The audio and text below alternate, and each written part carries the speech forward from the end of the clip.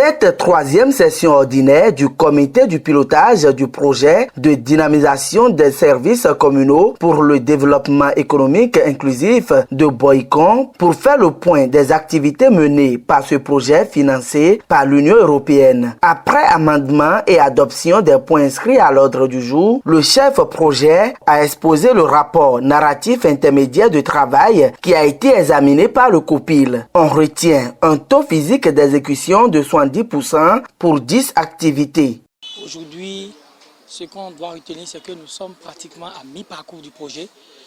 Et donc, nous avions produit des rapports intermédiaires, narratifs et financiers qui sont maintenant examinés par les membres du comité de pilotage. Puisque tout ce que nous faisons doit être traité et analysé par le COPIL. Nous sommes venus les présenter et ils ont validé. Vous avez vu dans quelle ambiance ça s'est passé. Aujourd'hui, nous pouvons dire que le projet évolue et bien.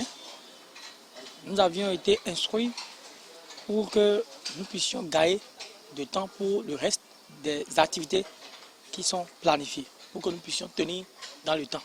Les membres du comité de pilotage, après examen, ont validé le rapport présenté par le chef projet. Les réalisations du projet étant multiples, ils ont salué l'évolution des activités et apprécié les avancées enregistrées en matière de développement. Nous avons tenu cette session dans un bon contexte, un contexte où nous avons constaté l'impact, les retombées du projet sur nos performances en termes de mobilisation de ressources.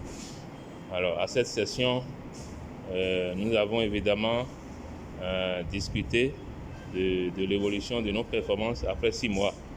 Après 6 mois, nous avons constaté globalement par rapport au projet que nous avons atteint un taux d'exécution physique de 70%. Donc, globalement, je crois que les membres du COPIL ont été très satisfaits des performances qui ont été réalisées. Nous avons noté que ce projet a fait d'énormes réalisations.